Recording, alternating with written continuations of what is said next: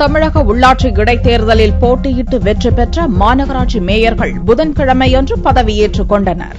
நெல்லை, தூத்துக்குடி, கோவை மாநகராட்சி உட்பட தமிழக உள்ளாட்சியில் காலியாக உள்ள பதவியிடங்களுக்கான இடைத்தேர்தல் கடந்த 18ஆம் தேதி நடந்தது. திங்கட்கிழமையன்று ஓட்டுகள் எண்ணப்பட்டு முடிவுகள் அறிவிக்கப்பட்டன. நெல்லை மாநகர அதிமுக வேட்பாளர் புவனேஸ்வரி போட்டியின்றி தேர்வானார். கோவை, தூத்துக்குடி மாநகராட்சியில் போட்டியிட்ட அதிமுக வெற்றி பெற்றது. புதிதாக தேர்வான மேயர்கள் புதன்கிழமையன்று பொறுப்பேற்றுக் கொண்டனர். நெல்லை மாநகராட்சியின் ராஜாஜி மண்டபத்தில் நடந்த நிகழ்ச்சியில் மாநகராட்சி கமிஷனர் லட்சுமி முன்பு புவனேஸ்வரி உறுதிமொழி வாசித்து புதிய மேயராக பொறுப்பேற்றுக் கொண்டார்.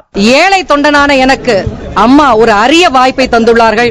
இந்த ஜென்மம் மட்டுமல்ல, இனி வரும் 7 ஜென்மங்களிலும் அம்மாவிற்கு உண்மையாகவும் விசுவாசமாகவும் நான் இருப்பேன் என்று முதலில் உறுதி கூறிக்கொண்ட புரட்சி தலைவியின் அம்மா நலத்திட்டங்கள் அனைத்தையும் மாநகராட்சி வாயிலாக அடித்தட்டு மக்களுக்கு கொண்டு செல்வேன் என்பதை உறுதி கூறுகின்றேன். இதேபோல் கோவை மாநகர கமிஷனர் கணேசன் முன்பு கணபதி ராஜ்குமார் உறுதிமொழி எடுத்து வெள்ளி செங்கோலை பெற்றுக் கொண்டு புதிய மேயராக பொறுப்பேற்றுக் கொண்டார். தூத்துக்குடி மேயராக அந்தோணி கிரேசியும் புதன்கிழமையன்று பொறுப்பேற்றுக் கொண்டார்.